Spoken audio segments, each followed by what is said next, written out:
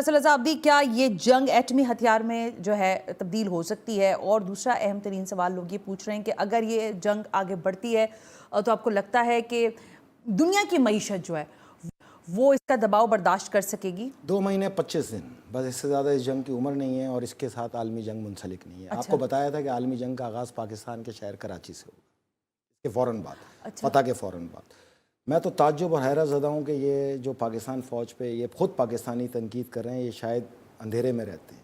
اگر میں حکمراں ہوتا اور یہ صورتحال فلسطین کی ہوتی تو میری بھی یہ پالیسی ہوتی جو اس وقت آرمی چیف نے پاکستان فوج کے لیے روا کر رکھی ہے۔ اس کی وجہ ہوتی ہے نا ہر چیز کی۔ دیکھیں نا، اب دیکھتے ہیں پاکستان فوج نے اس عرصے میں کیا کیا، اکتوبر سے لے کے آج تک۔ 19 اکتوبر کو جنوبی وزیرستان میں جنگ ہوئی، دہشت گردوں سے 5 شہید، 3 نومبر کو 14 شہید پسنی کے اندر، 7 نومبر کو 4 شہید فوجی وادی تیرہ میں، 22 نومبر کو 2 شہید وزیرستان میں، 12 نومبر کو 23 فوجی شہید ڈیرہ اسماعیل خان میں۔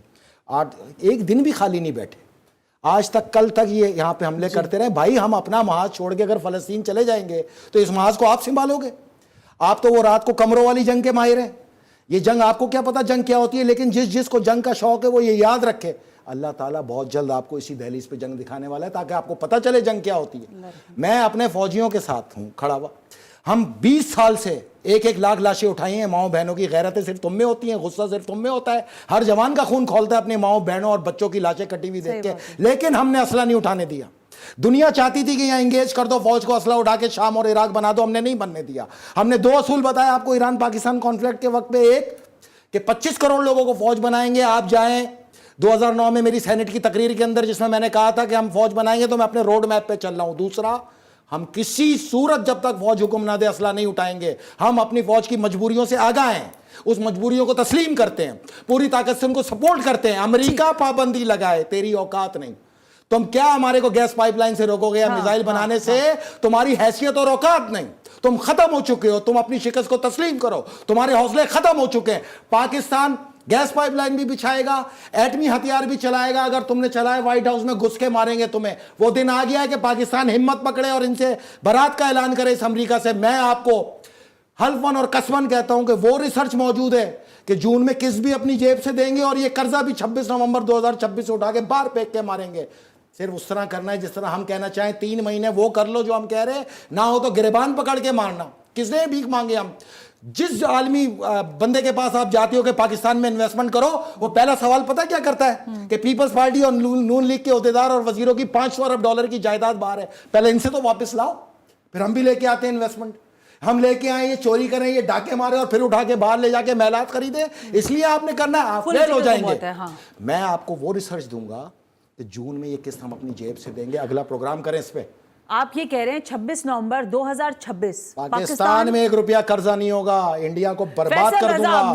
یہ پروگرام ریکارڈ بھی ہو رہا ہے، لائیو بھی ہو رہا ہے، ادھر ہی بٹھاؤں گا میں آپ کو 26 نومبر، بھلے میرا پروگرام ہو یا نہیں ہو، آپ کو آ کے ثابت کرنا پڑے گا اگر آپ نے نہیں کیا تو۔ اگر میں زندہ رہا، انشاءاللہ میں نے آپ سے کہا ہے کہ یہاں 2 سال مولا علی نے ڈیوٹی میری اس خطے میں دی ہے نا، وہ یہ ہے کہ میں شیعہ سنی اتحاد بنا کے ایک بازو فوج کا سنی بناؤں، ایک شیعہ بناؤں، اور اس اتحاد سے ان عالمی طاقتوں کے دہشت گردوں کے منہ پہ ماروں تماچا، ان کو قتل کر کے اس پاک سرزمین کو ویسے ہی پاک کریں گے جس طرح فلسطین کے اندر اسرائیلیوں کو قتل کر کے کریں گے۔ پاکستان کی معیشت کی زبوحالی کے نمبرز ہیں نا، وہ میں اگر لے کے بیٹھتی تو میں آپ سے بات کرتی اگلے پروگرام میں، یہ وعدہ رہا کہ میں لے کے بیٹھوں گی۔ یہ جنگ بھی مومن لڑیں گے، یہ جنگ بھی یہاں جو خارجیوں سے مومن لڑیں گے۔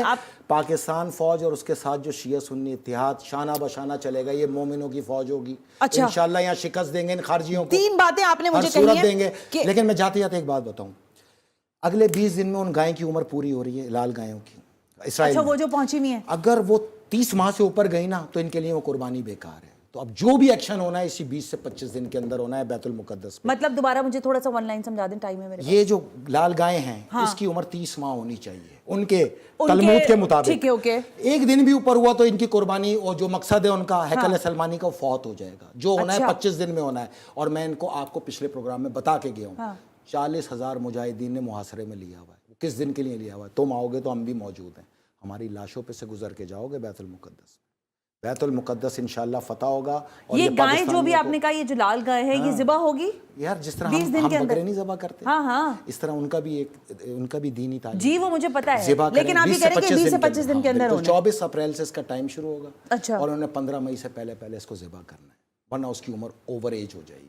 پھر یہ 2000 سال ان گائے کو تلاش کرنے میں لگائیں گے. تو انہوں نے جو کرنا ہے اس 25 دن میں کرنا ہے, ہم نے جو کرنا ہے وہ محرم کے چاند سے پہلے کرنا ہے well let's see. Centre Faisal انشاءاللہ. جاتے جاتے بہت جلد آپ اور میں یا تو فتح کا پروگرام ادھر کریں گے یا نماز شکرانہ ہم بیت المقدس میں ان صفوں میں موجود ہیں. میری تو دعا ہے کہ سب سے بہت بہت شکریہ سب سے پہلے سینٹر فیصل عزابدی کہ آپ تشریف لے کر آئے. لیکن ظاہر ہے دل دکھتا ہے جب ہم فلسطین کی صورتحال دیکھتے ہیں. یہ بہت ہی روایت جو میں ادا کر رہی ہوں, لیکن جو انداز اسماعیل ہانیہ نے اپنی پورے کنبے کی موت کے بعد اپنایا, اپنے جوان بیٹوں کے بعد, اپنے ہم سب پورے قائم ہیں اس پہ, وہ بڑا شاندار تھا. میں سلام خاص پیش کرتی ہوں ان کے تمام 60 افراد شہید ہوئے. جی بالکل پورے خاندان کے 60 افراد شہید ہوئے ہیں, اور جو انہوں نے جس جرت اور ہمت کا مظاہرہ کیا پوری دنیا سلام پیش کر رہی ہے. جس پر فیصل عزابدی کہتے ہیں نا قدامت یہودی جو ہیں وہ تک سلام پیش کر رہے ہیں. اور تو بہتر ہے کہ حالات جس ڈگر پر چل رہے ہیں عالمی دنیا بھی نظر ڈالے, امریکہ بھی اپنے محرکات پر نظر ڈالے کہ آج اس کے حالات کیسے ہیں, برطانیہ بھی دیکھے, پھر